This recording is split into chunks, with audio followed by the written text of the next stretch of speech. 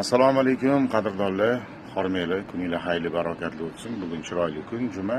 Mana shu ulug' kunlar ichida ulug' insonni ko'rib qoldik. Mana Usmon Azim, O'zbekiston xalq shoiri, yozuvchisi, qadrdon ustozimiz. Sog' bo'ling Usmon aka. G'ayratjon bilan rasmga tushganimdan juda xursandman. U G'ayratjon mana shu Milliy teatrda yoshlarimiz orasida eng iste'dodlaridan bittasi. Rahmat. Yana bir tomoni bor G'ayratni. Nihoyatda yaxshi odam. Ko'ngli ochiq, qo'li ochiq. Hammasi bemalol gaplashsa, sirda aytsa, har holda g'iybat qilsa ham bo'ladi. Majoziy ma'noda. Sog' bo'linglar, salomat bo'linglar. Assalomu alaykum qadrdonlar, hormanglar, kuninglar xayrli barokatli o'tsin. Bugun chiroyli kun, juma. Mana shu ulug' kunlar ichida ulug' insonni ko'rib qoldik. Mana Usmon Azim, O'zbekiston xalq shoiri, yozuvchisi, qadrdon ustozimiz.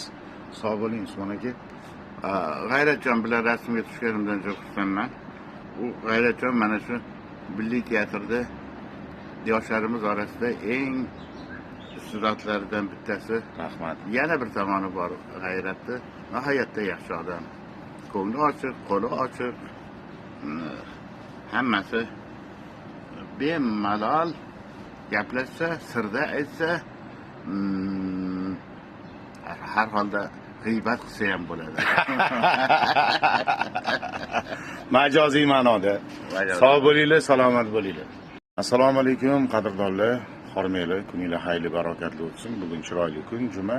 Mana shu ulug' kunlar ichida ulug' insonni ko'rib qoldik. Mana Usmon Azim, O'zbekiston xalq shoiri, yozuvchisi, qadrdon ustozimiz. Sog' bo'ling Usmon aka. G'ayratjon bilan rasmga tushganimdan juda xursandman. U G'ayratjon mana shu Milliy teatrda yoshlarimiz orasida eng iste'dodlaridan bittasi. Rahmat. Yana bir tomoni bor G'ayratni. Nihoyatda yaxshi odam. Ko'ngli ochiq, qo'li ochiq. Hammasi bemalol gaplashsa, sirda aytsa, har holda g'iybat qilsa ham bo'ladi. Majoziy ma'noda. Sog' bo'linglar, salomat bo'linglar.